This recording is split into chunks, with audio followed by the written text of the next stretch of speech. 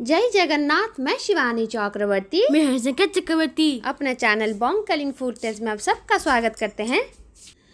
आज है पवित्र वैशाख मास शुक्ल पक्ष की अष्टमी तिथि और इस पवित्र दिन का नाम है नीलाद्रि महोदया अष्टमी।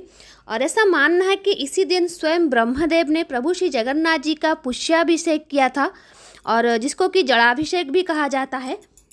तो इसीलिए आज ही के दिन मतलब वैशाख मास की शुक्ल पक्ष की जो अष्टमी तिथि है, जिसको कि नीलाद्रि महोदया अष्टमी कहा जाता है, आज ही के दिन जगन्नाथ मंदिर की भी स्थापना हुई थी और मंदिर के अंदर भगवान जगन्नाथ जी की भी स्थापना हुई थी। युगों युगों से भगवान जगन्नाथ श्री क्षेत्र में विराजमान हैं और वहाँ पर उनके 12 महीने में 13 पर्व होते हैं, जिसमें से नीलाद्रि महोदया अष्टमी जो आज मनाई जा रही है वो उनका त्रयोदश पर्व है। और सुबह से ही बहुत नीति कांति भगवान जी की एक्स्ट्रा होती है इस दिन। तो सबसे पहले भगवान जी के जो सकाल धूप होता है वो समाप्त होने के बाद भगवान जी का सांकेतिक स्नान होता है। लेकिन ये जो सांकेतिक स्नान है ये जात्रांगी महास्नान है। जगन्नाथ जी के जितने सारे महास्नान होते हैं उसमें से आज का स्नान भी है।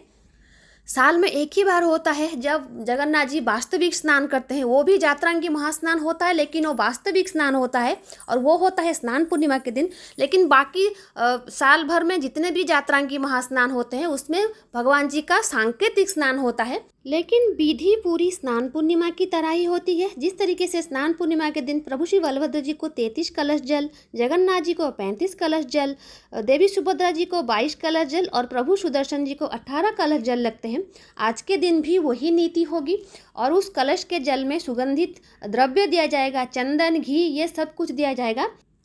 लेकिन ये स्नान वास्तविक नहीं होगा, सांकेतिक होगा।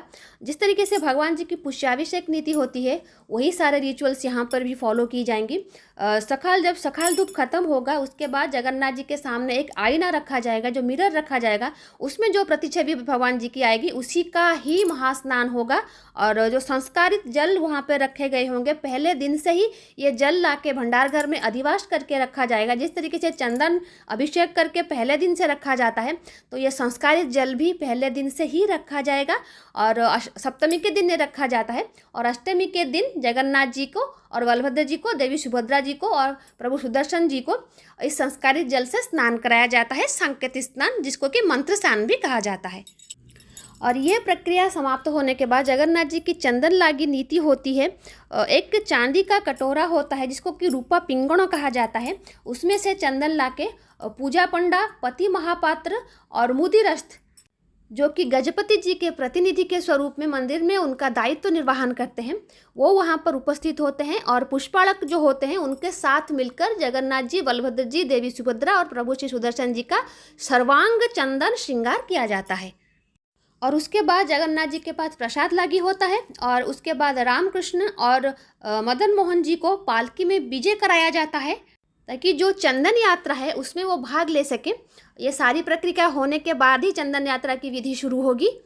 वैशाख मास के शुक्ल पक्ष की जो अष्टमी होती है वो काफ़ी दान पुण्य का दिन माना जाता है, काफ़ी पवित्र दिन होता है, तो इस दिन दान पुण्य का काफ़ी महत्व है। तो ये थी आज की वीडियो। आशा है ये वीडियो आपको अच्छा लगा होगा, इन्फॉर्मेशन आपको अच्छा लगा होगा। तो आज के लिए इतना ही, रहते हैं। जय जगन्नाथ, जय माँ काली।